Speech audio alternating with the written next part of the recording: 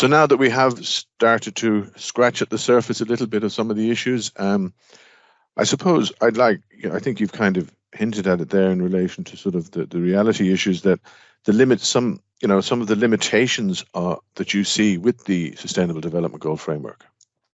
Yeah, well, you could probably put limitations in kind of two categories. So one is, if you like, the reality principle of politics and our economic system is a stronger driver at the moment than the aspirations to sustainable development for the reasons you've been mentioning.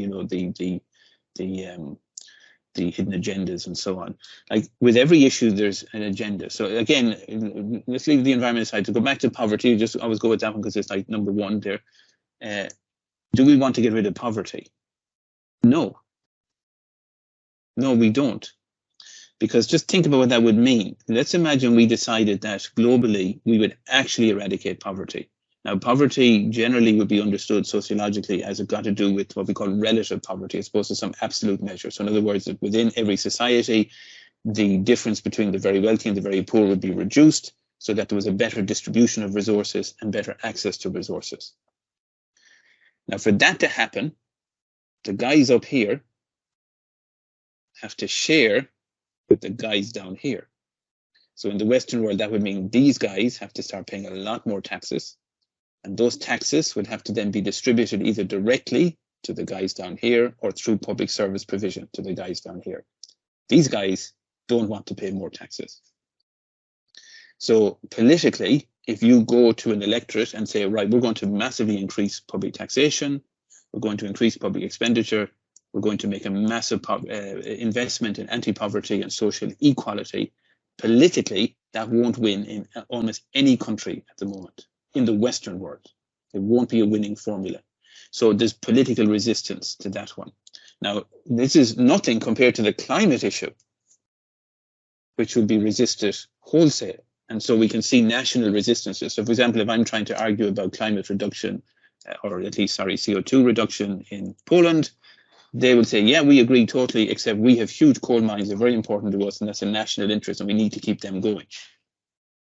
Unless we think that we're virtuous. In Ireland, we know what this debate exactly looks like, because if you say it to Ireland, and we say one of the things you're going to have to do here is a massive reduction in the national cattle herd, in Ireland, every government, no matter who they are, from left to right, will say, no, we can't do that. That's a national interest. We need to maintain our agricultural industry and small farming and small communities, and we ain't doing that. But we're totally agreed that we need to deal with climate, and we totally support the SDGs, but we ain't doing the cattle reduction. Now, if you factor that across every country, having a particular thing it's trying to defend for its own economy and its own social cohesion, you can see the problem. It's not that these governments are bad or malevolent. Politically, whether they're democracies or not, they're very attentive to what is necessary for their own social functioning. And Ireland, since post-famine Ireland is so tied up with agriculture, especially with cattle exports and that type of farming, that for us to suddenly announce we have to actually do down our national herd and we're all going to have to stop eating meat and become much more vegetarian, this is a cultural change. It's enormous and will be resisted. So this is the first problem, the reality principle problem, which is people will hold on to their vested interests. I mean that's a bit unfair term. I mean they're legitimate interests. You can understand them. They're not bad things. They're perfectly legitimate, because it's what has given them a livelihood and a sense of identity, and it's what's built communities and so on. So they're holding on to those things. But the problem is, if everyone holds on to their little thing, we have no prospect of dealing with the climate emergency, and all of us collectively will go over the edge. So this is the first problem, a reality principle to do with politics and social culture. We do not have cultures that can live sustainably on the earth. We haven't had those cultures probably in millennia, never mind since capitalism. It's probably much deeper than that. They're truly living within a kind of harmonious, within the limits and the possibilities set out by the planet. So to get to that point is conceptually and culturally incredibly difficult for us to do. So that's the first problem, like the reality principle problem. The second problem is just the contradictions within the SDGs, which in a way reflect the reality principle. So again, the most obvious one that environmental analysts would point to would be SDG 8, which places economic growth as one of the sustainable development goals. And that's right there the problem, you see, because once you import economic growth and try to put it side by side with all the other things, then we have a potential contradiction. Now, I would argue a real contradiction, because you have to ask yourself, well, what do we mean by economic growth? And you'd have to begin to think a little bit about that. And economic growth just measures yet more activity traded across the economy. Is that where we want to go? Because that requires more energy and it requires more resources. And it also, nearly in every country, is a further engine for social inequality, because it's just maldistributed in terms of how resources work. And so economic growth, once you decide that that's an objective, then we do have a fundamental problem, because it is pretty clear that in order to address the environmental problem, we have to have degrowth. We have to reduce growth. Now, not evenly, and this is where things get political. So the southern world in particular has a justice claim that it is in a state of undevelopment vis-a-vis the West, deliberately being underdeveloped because of colonialism and other factors.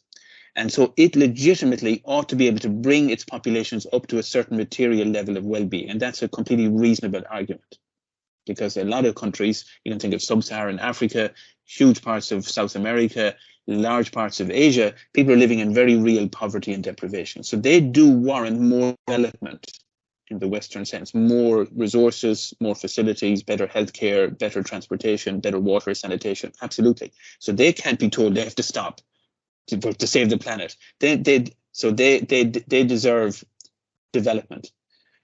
The Western world, which is, you could argue, overdeveloped in some senses, needs to degrow, but it needs to degrow significantly so that the southern world can also come up to a point of development. So you can't argue for economic growth universally. You could argue for it within the southern world, but the consequence of that then is that the degrowth required of the Western world is going to even be higher. So the Western world has to degrow.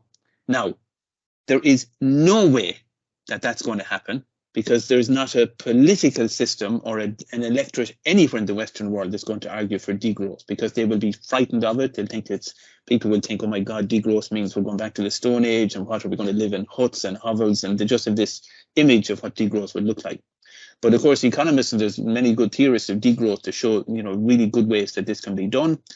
And that degrowth, it means really essentially it's the economic growth metric that we're pulling out of the happiness equation. We're saying we've been measuring well-being in terms of material growth and economic activity. We have hit a very high level of that in the West. What we now need to do in terms of human well-being is to measure more qualitative metrics. And so degrowth really means degrowing the economic production metric, but growing the well-being metric. So growing human fulfillment, growing human creativity, growing human equality, so that, because we know more equal societies function better and people are much happier and feel included in them, and crime goes down and sickness goes down and so on. So we're actually looking at a qualitative leap forward, that the 21st century requires development to be modeled in qualitative terms, not in economic quantitative terms.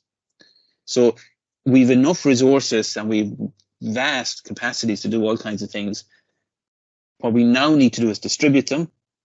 We need to stop the work that we're all doing. We need to have more leisure time.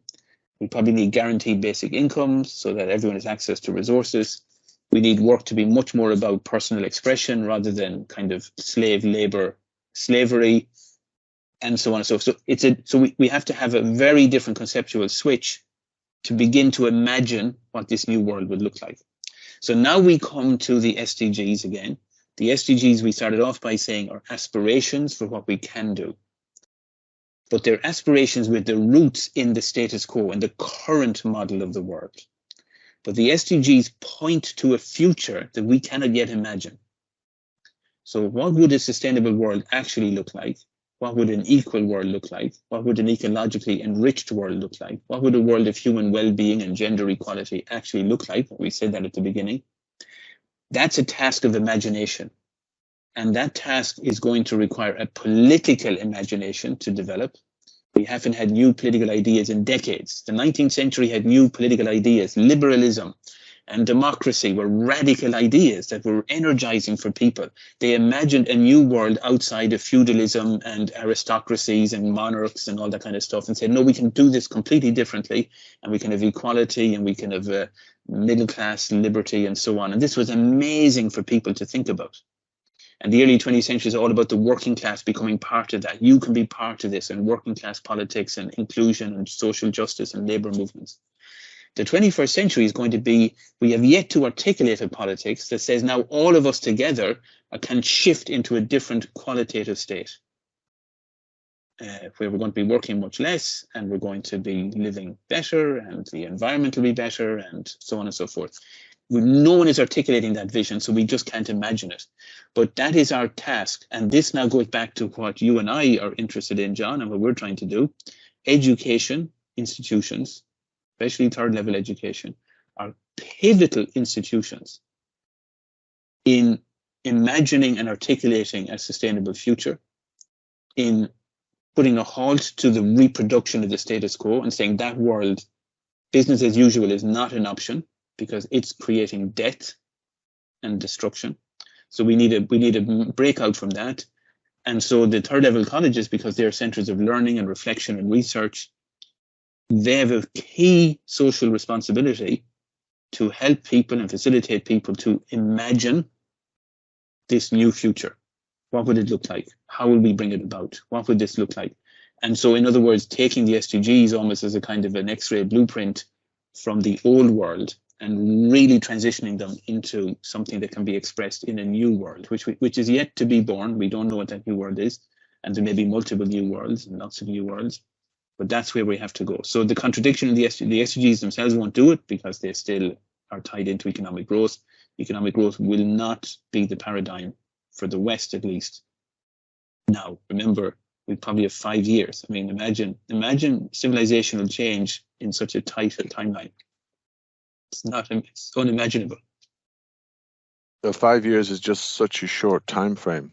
Yeah. You know, it's just such a short time frame. Can't do it. No, we can't do it.